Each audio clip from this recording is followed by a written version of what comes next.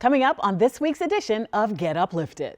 It's a writing renaissance at Holmes Middle School's Cursive Club. This is my favorite club ever.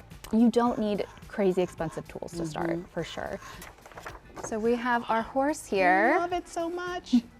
I could not believe that my pen pal was Dr. Pugh, who was my OBGYN and delivered my kids, Caroline and Jack.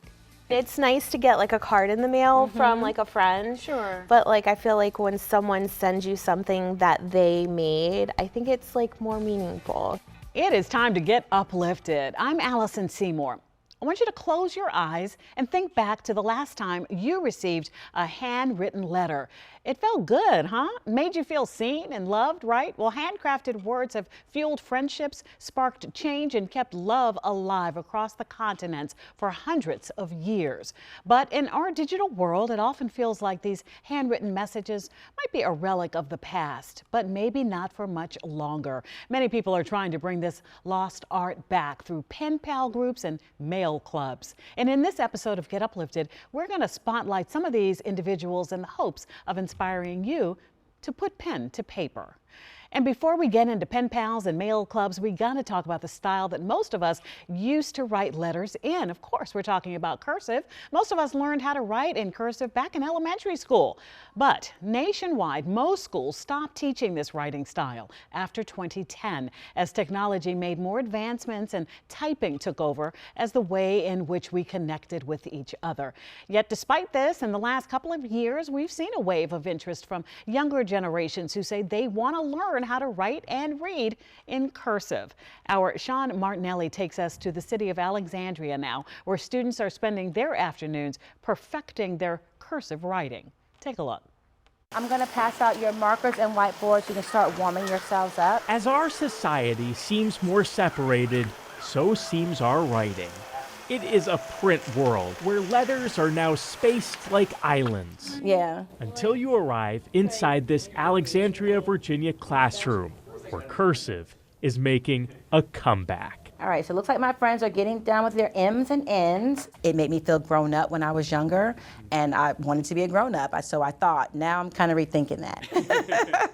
Mrs. Charisse Kennerson is not rethinking what she started here.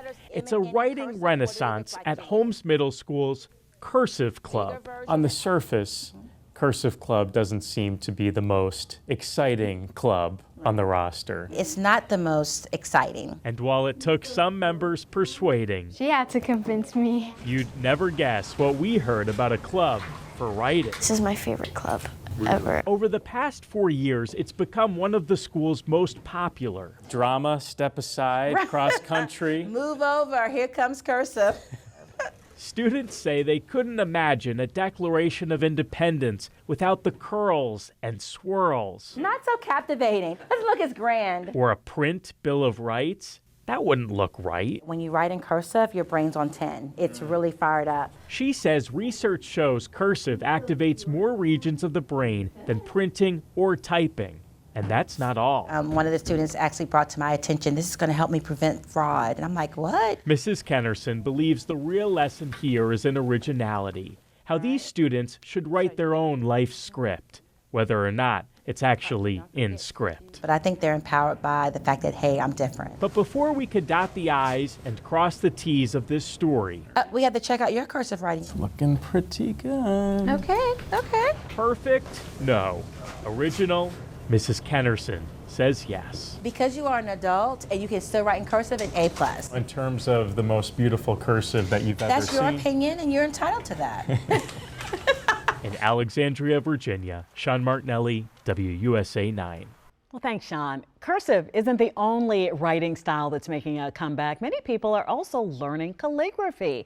That's the more advanced and decorative style of cursive in which the pen lifts off the page multiple times per letter to create more of a stroke contrast than ordinary cursive. And that's why many people typically use cursive for the body of a letter and then use calligraphy for the header of the letter and the front of an envelope. Joining us now to talk more about how calligraphy is playing a role in her life is DMV engraver Caroline David. Thank you so much for being with us. Absolutely, it's great to be here. And you know, before we get started, I just got to say, like, your whole essence just speaks of a more elegant time when we actually spent some time writing. So really happy that you're here with us Oh today. my God, it's my pleasure. So tell me when you first got interested in calligraphy and how it became like your main, I hate to say job, it sounds so, you know, tacky, but your main job. Yeah, absolutely. Okay. No, so I actually used to work at the Whitney Museum of American Art up in New Okay. York, and So you've been an artist. yes, You're an artist. Yes. Okay. We used to hire calligraphers for our exhibition opening dinners and things like that, and I was fascinated. I was like, this is so cool. I had no idea that this was a job. Right. So I started to teach myself with just online classes, and local guilds would offer classes, and eventually I started doing the place cards for our dinners, and I realized I didn't quite enjoy the planning of events, but I really enjoyed the calligraphy for events. Interesting. Okay. In 2019, I actually made the transition to be a full-time calligrapher. And it's Plume and Flourish. Yes. Is the name of your, okay. So let me ask you this, now that you do it full time, do you still enjoy it as much? Oh my gosh, yes. Really? It's one of those things that is really relaxing, actually. Obviously, there are deadlines and there are things with any job that, you know, make it stressful, but it's genuinely one of those like things that can get very meditative. So yes, I absolutely still enjoy it. Tell me some of the events or things that you do. Where does this really come into play? Yeah, so calligraphy, you can find it honestly anywhere, and it can be applied just about anywhere. We, at Plume and Flourish, we do bespoke stationery for weddings, events, corporate events, as well as on-site activations. So we can do engraving and other types of calligraphy. And look, the wedding event, this must be like the, you know, the jewel and the crown jewel here in what you do. Like, and I think, just looking back, I think I tried to actually, you know how everybody sells the calligraphy sets and you think you can do it, and I had to bail out. So tell me about the, you know, why it makes a wedding so very elegant. I think there's something really magical about experiencing something done by a human hand. There are beautiful fonts and there are beautiful things that can be done with computers and everything like that, but there's something truly remarkable about seeing your name, having had somebody think about your name even for 30 seconds, and seeing that on paper. Yeah, this world, you know, we're in our AI, right? How do you see this art moving into the future? Do you see it as something that still like only the human hand can really do? I do. I really do. Obviously, with current AI, it's very hard for them to replicate any kind of lettering, to be honest. But obviously, that I'm sure that technology will improve. But there truly is something to be said about things done by a human hand. And you know, obviously, learning cursive and learning calligraphy, that is a skill that will take you through life. That's something important for historical aspects as well, to be able to read old documents. If we no longer have the people who are able to read the documents from 50, 100 years ago, you know, we lose a lot of our history. Where does our history go? Let me ask you this before we're going to get into a demo, but what's the reaction been from some of your clients? Oh my gosh, they love it. The overwhelming majority has been incredibly positive, especially with on-site activations. Being able to see it done live is a really, really special treat for guests. Okay, and also if you're sitting at home thinking, I can do that, how would you suggest that someone starts to maybe look at calligraphy? Yeah, absolutely. So there are wonderful teachers online. In Washington, we have the Washington Calligraphers Guild, who are always offering classes. In fact, this Saturday, we have a demo with a really well-known calligrapher who is teaching Gothic hand, which is that kind of very like old school style script. So you're welcome to join us. How many different styles of calligraphy are there? There are a lot. Are there? There are. Okay, all right. All righty, so let's just get into what you brought today, some of the tools here. Absolutely. So this is a calligraphy pen. Okay. It's also known as an oblique holder. You can see that the flange kind of goes off to the side. That helps you write at an angle. Okay. And then this here is a removable nib, and it's a steel tip nib. This is old school ink. Old school ink. Wow. Okay. Paper, pen. Yeah. And we have the Year of the Horse coming up. So I thought I would demonstrate. Caroline, that's me. I'm a Are fire you the- horse. Yes! I'm a fire horse. Oh my gosh, yes. I was gonna say I am the year of the dragon, so I Okay. just had my year a couple years ago. Yes, So yes. 2000, right? That was it. Or was there another one after? Okay, I only know because I got married in the year 2000 and we were geeked on the. well, I was gonna say I was anyway. born in '88, so Okay. so That's 2000. the year I Yeah. graduated college. So anyway, okay. Yeah, so basically what I like to do with the calligraphic animals, again, it's very meditative. These are all strokes that you see demonstrated with different styles of calligraphy, but it's basically, we just continue to turn the pen. Look at that. You know, that's so. Let me show my limited knowledge of calligraphy, because when I think calligraphy, I think writing. Yeah, I don't necessarily absolutely. think. Okay, so would this be considered a different style from writing and calligraphy? You know what, calligraphy is the art of beautiful writing. Okay. So technically, this is not quite calligraphy, but it uses calligraphy styles, like calligraphy flourishes. So we'll fill him in here. I certainly hope that this will be gifted to me. Did I mention I'm a fire horse? Oh, absolutely. Okay. So we'll put, here we go. Caroline, is it an expensive hobby to have if you're just doing it as a hobby? You know what, for a hobbyist, absolutely not. There are tools, wonderful tools that you don't need crazy expensive tools to start, for sure. There are very relatively cheap inks, nibs, paper obviously is very inexpensive. I love that. Recently, over the holidays, I bought my daughter a pen, a Mont Blanc pen, because she, now I got it from eBay, so, but because she's in college and doesn't need a new one. However, just the thought, because she enjoys having a pen in her hand and a good pen. Exactly. But I bring that up to say I was in a pen store and it was crowded. I think the art of writing is coming back. Absolutely. And this is next level, but still I'm happy to see that. I think that means the interpersonal, more intimate relationships, human to human, might be coming back too. Yes, oh my gosh, yes. Well, we appreciate your time. Absolutely. Let's see this. So we have our horse I here. love it so much. Thank you. Even if you said it wasn't I for was me, gonna I'll be say, taking it is absolutely It's for the year you. of the horse already. Thank you so much. How do people get in touch with your business? You can find me on all of the socials at Plume and Flourish, and as well as my website, plumeandflourish.com. I love it. Caroline, thank you so much. Alrighty, let's be real. I might be one of the only people who actually looks forward to checking our mail. I get it. For many of us, our mailbox has become a drop zone for ads, bills, things we'd rather ignore. Boston-based artist Mina Abalyan is trying to change that narrative, one envelope at a time. She started a monthly mail subscription called the Craftaholic Mail Club to help spark our creativity. Each month, subscribers get an envelope filled with handmade stickers, postcards, prints, collage materials, and creative prompts. This is ideal for all crafters, especially junk journalers. And Mina joins us now via Zoom to talk about why she started the Craftaholic Mail Club and the impact it's making around the world. Good morning. Thanks so much for joining us today. Good morning. Thanks for having me. So what inspired you to start this mail club? So I think a big part of it was definitely the community aspect. I went to art school in the middle of the pandemic. So imagine trying to do figure drawing classes over Zoom on a tiny screen and not really having the actual studio experience until my last year. And I really missed that critique and collaboration once I graduated. So that was definitely a big part of just wanting to find a way to connect with other creatives again. And on the other side, I've always been a very passionate artist about so many different things. And I was really struggling with how I wanted to pursue my creative career and what direction to take. But when I branded myself as the Craftaholic about a year ago now, it kind of was the perfect umbrella where I could do all of the things that I love doing: sewing, animation, crafting, and getting that to share that with other people has just been the most special experience. Just expanding your skill set too as an artist, right? Oh, yes. I mean, the whole point of the club, too, and my core value as an artist is always about experimentation and exploring different things.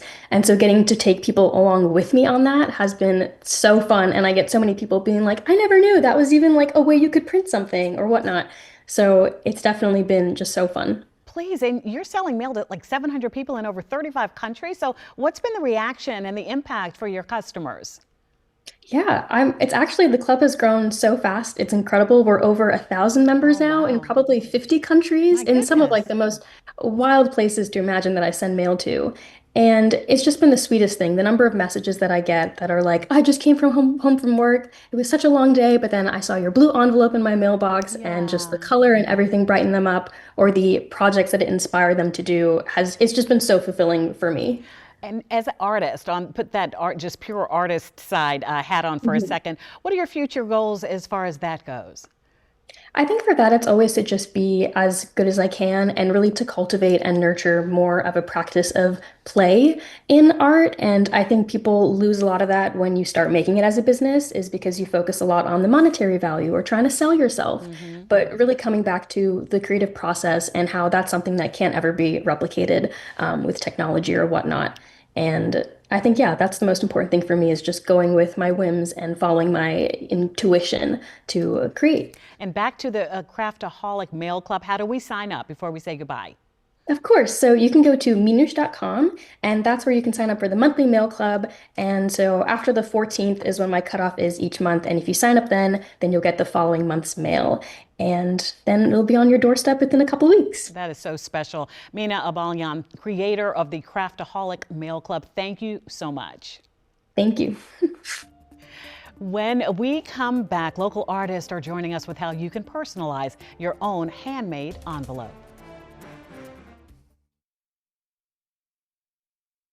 Welcome back. Well, people aren't just connecting through mail clubs. Some are exchanging letters with strangers who often become good friends. Pen paling has more benefits besides just building friendships. They include learning about different cultures, sharing life experiences, fostering empathy, and for anyone learning a new language, a chance to practice their skills. Some even say letter writing helps reduce stress and boost their creativity.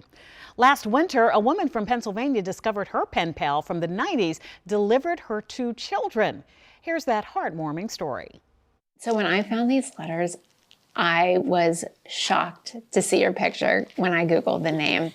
Our paths crossed in the 90s and they crossed again, and I feel like that just means we're meant to be connected forever. So these are the letters that I wrote to Megan about 30 years ago over the course of 1994 to 1995 school year. So I was visiting my family for Thanksgiving. My mom had me go through some old papers that she had saved from when I was in elementary school.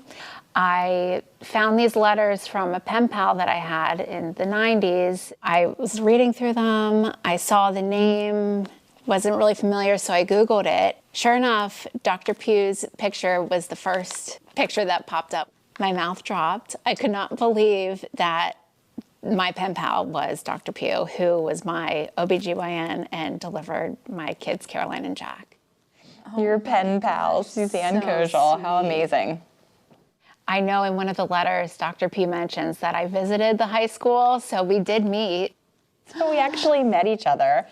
My name is Suzanne Pugh. I'm an OBGYN physician at Mainline OBGYN. It's a part of Axia Women's Health, and I deliver babies at Paoli Hospital. Totally a blast from the past seeing my handwriting as well. It's really cool because I have always just felt like Megan was such a special person, and we really connected. And to take care of people that I kind of knew when I was younger is really fun. So to find out that Megan was one of those people is really cool. Now we have this like really awesome connection. Hopefully by now we have inspired you to send a handwritten letter. So we want to end the show by bringing in 2 crafters who will teach us how to make our own envelopes and add a little extra personality to it. Joining us now, friends of the show, local origami teacher Machiko Okuma. Hello, nice to see you. Nice to see you again. And also junk journaler Amber Hubner. Hi, old friend, how are you? Hello. Good to see you. Good. Okay, so let's start with you, Machiko. So tell us just about, for those who are not familiar, what origami is. Let's start there. So origami means fold paper.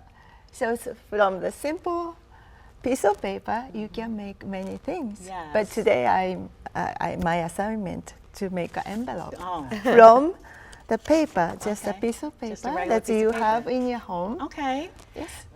Before we get to that demonstration, can you just talk a little bit about all the things that you do in DC all year round, especially the Cherry Blossom Festival? So Cherry Blossom Festival season is coming soon. Yes. And then we are going everywhere at the festival, at the origami table or something event Yes. is going on. So we are so excited to love coming the season. And lastly, you do a lot of teaching as well. Do you find that especially young people, they're interested in this art? This is, I'm sure, how old is the art of origami? The origami is for all ages, from Okay. young to Yes. old. Okay. And then everybody, for everybody is good for you. Yes, and it's been around a very long time. Yes. The art. Okay.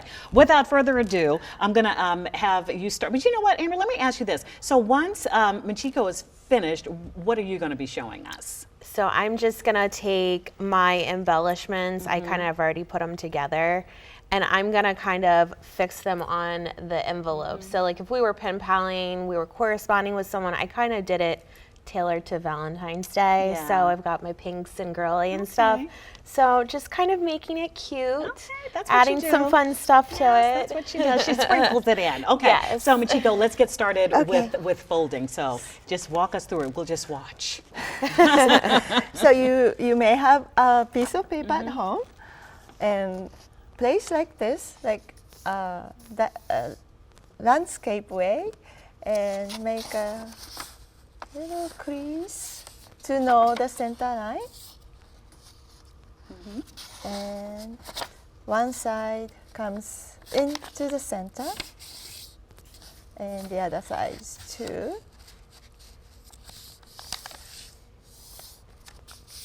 And from the top, we're gonna make a diagonal fold to the center, and the other side as well. So like It looks. It reminds me of the airplanes we used to make in elementary school so far. It will And get the them an house. envelope. Yes. Okay. and then comes down. The top part comes down, Okay. and from the bottom to bring up. Yeah, in the middle, like a size. It depends on the size you want. Okay, and then this part comes down and down, but I have to reverse the fold and You can see it coming together. coming together. Yes. So you want to put the sticker on it or squeeze into the middle point. Oops. Is that special paper, Michiko, Yeah, or it's just any just, kind of just any construction paper. Okay. It's a construction paper. Okay. So And there it then is. That's it. And Michiko said, I don't know if I can speak while I'm doing this. You did a beautiful job. Okay, so now for the embellishments. And before we get started, let's just catch up a little bit. So you sell your stickers, you have an Etsy shop? I do. Okay, so how do we get in touch and, order these special stickers? It is on my TikTok and Okay. my Instagram. I don't put a whole bunch out, Yeah. but they are on there. Oh my gosh. oh, we got them. Yeah. Okay. Love Yeah, it. they're on both of my Instagram and TikTok, and it's just Amber Adelaide 1111, and that's where you can find me. There's a link that takes it right to my Etsy. I like making them, but I yeah. love supporting all my other girlies Right, too. right. So Oh, that's so creative. Okay. And it feels like stickers, like, please, I have 3 daughters. Oh, stickers, that was it in the house when they were younger. But it feels like it's making a comeback now, too. I'm 42. Okay. And I'm like, You never I'm like the stopped. collector. Like we Yeah. all call ourselves like, we all are like a collector of hobbies and stuff. Yes. And Yeah. stickers have always been like one of those things. Like yeah. I like go somewhere and I'm like, oh, this is cute. But then I like hoard them. I don't use them. Right. You know what I right, mean? right. So it's just, stickers are fun, Yeah, right? They're they cute are to put fun. on stuff. So Okay. Now, These are your designs, of course. Or these this is- are yeah. just like little embellishments Okay. that I brought in, just some, paper. This is like an old vintage music sheet. just some like little ephemera pieces, and this is like a little clear pet tape sticker that I'll put on there. So it's kind of like, you know, for Valentine's Day. Would you mind if I move this so the camera can see it a little bit? Okay. Yep. There you go. Okay. So I mean, you can really use anything. You can use like your sticky tape, double-sided tape. Okay. I just have glue with me right now, and Now that doesn't look like the Elmer's glue sticks that I bought this in bulk. no, That's and something special. yeah, I think we all go through trial and error with like glue sticks, like Yes. what we like and what will actually Right, stick. right. I think I got this. Samara, when she was in here, she was telling me about her glue, and I just got a Amazon link. Oh yeah, okay. Well, that's what community is. We borrow. Right, yeah. We borrow, So we yes. just, we you share. know, we don't gatekeep. No, Yeah, no. yeah. I think that's the biggest thing, just letting everyone know where it's at. So if you're a beginner here, like, you know, you have beautiful placement and an artistic eye. Is there a formula that you use, or you just sort of feel out like how to place different things on the paper? Honestly, I'm like, you know, you talk to a lot of my girlfriends and like they have to think about it, plan it, put it down. I just literally stick it. I'm kind of doing this one based upon Valentine's Day, you know, so I think it'd be cute, girly, pink. Yes. The little cherub. And if And somebody got this, I mean, just the impact on it, it really says somebody took time from the handmade envelope to just the designs of the stickers or the appliques, and then putting it on there too. It just says, you know, I love you. yeah, I definitely, I mean, I agree. I mean, who doesn't love to receive something in the mail that someone made you? Right, I mean, right. it's nice to get like a card in the mail from like a friend. Sure. But like, I feel like when someone sends you something that they made, I think it's like more meaningful, you And know? the kicker is, it's also less expensive. Yes. You know what I mean? Than a card or what have you. It takes a little more time, and that's what's so invaluable is your time and your care. So, well, Amber is like finishing up here, and so we're going to show this to the camera when she does so. And let me just take the time to say, Michiko, I know you're going to be super busy in about 3 weeks. So come back and see us when you have some time. We appreciate it. And Amber, we have the information on how people can go and just go on your TikTok. And I know you said you don't like to do a whole big volume of stickers, but you know, choose something, support a local girly right here. Well, thank you. Okay, and there it is. Gorgeous. Let's see it. There it is. Sending that definitely says, I love you and I thought about you. Michiko, Amber, thank you so much both for joining us. Thank you for having Appreciate it. Appreciate it. And thank you for joining us on this edition of Get Uplifted. And if you want more uplifting stories and maybe ideas on hobbies and whatnot, just watch my Get Uplifted stream right here on WUSA 9+ and get your daily dose of Get Uplifted. See what good people are doing in our community on WUSA 9 mornings. Stay uplifted.